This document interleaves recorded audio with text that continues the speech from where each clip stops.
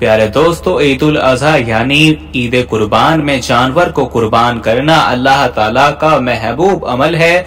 दुनिया भर में मुसलमान ईद उल अजहा पर जानवरों की कुर्बानी करते हैं, लेकिन आज हम आपको जो बताने वाले हैं दोस्तों, एक ऐसा वाकया के जिसे सुनकर आपकी रूह तक कांप जाएगी।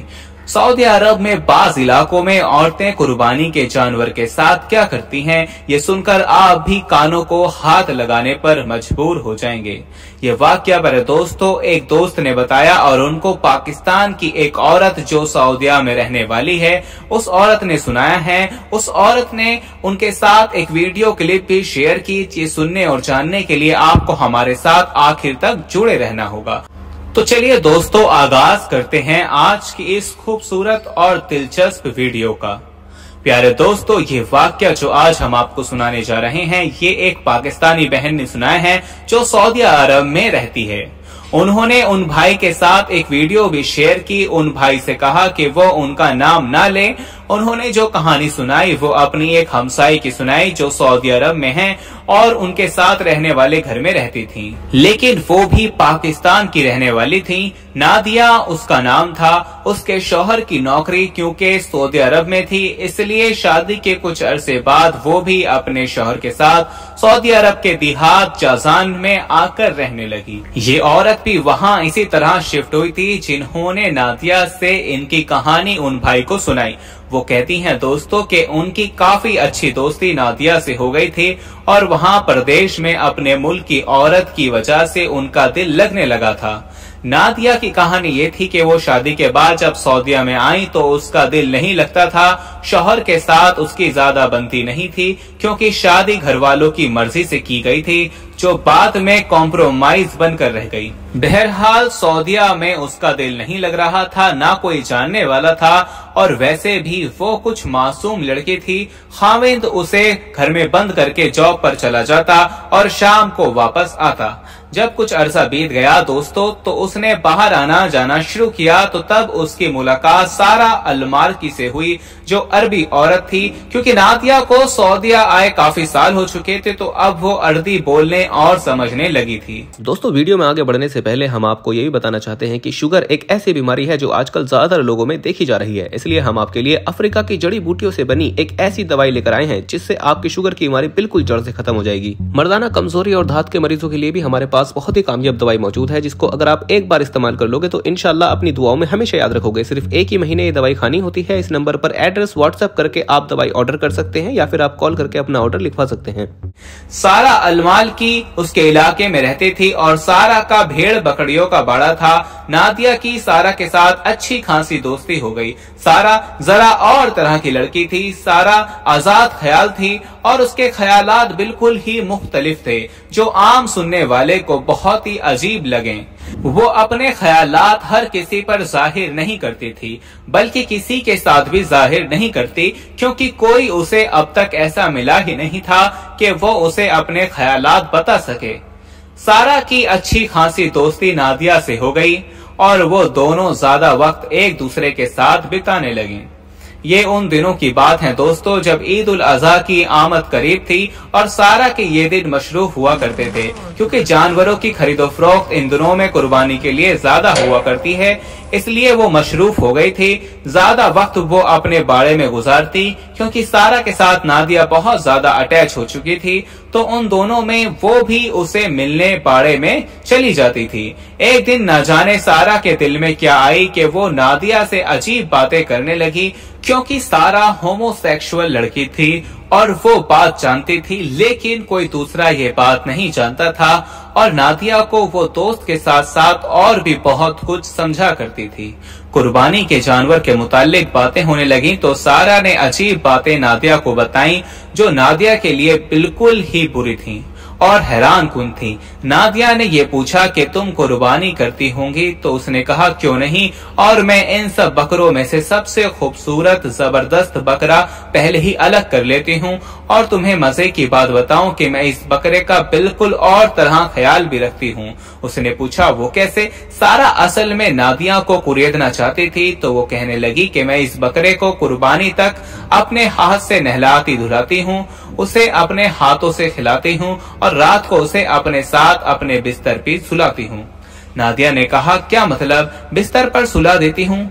उसने कहा, हाँ, मैं अपने साथ अपने बेड पर उसकी खिदमत ऐसे करती हूँ जैसे कोई बीवी अपने शौहर की किया करती है। नादिया ने हंसते हुए मजाक किया कि शौहर के साथ तो और बहुत कुछ होता है, क्या वैसा भी ख्याल रखती हो? सारा ने हंसकर कहा, तो और क्या नहीं, कुछ दिन का बेचारा मेहमान होता है, अल्लाह की राह में फिर उसे कुर्बान हो जाना है, तो इसलिए अगर मैं ऐसा ख्याल रख भी लूं तो क्या बुरा है इसमें, क्या हर्ज है? नादिया ने हैरानगी से कहा, क्या तुम मजाक कर रही हो, तुम सीरियस हो? उसने कहा, हाँ मैं सीरियस हूँ। नादिया को ये बातें अजीब लगी। उसने कहा, ये तो बहुत गंदी और बुरी बात है। सारा कहने लगी कि इसमें क्या बुरा है यार, गंदी बुरी बातें ही तो असल में मजा देती हैं।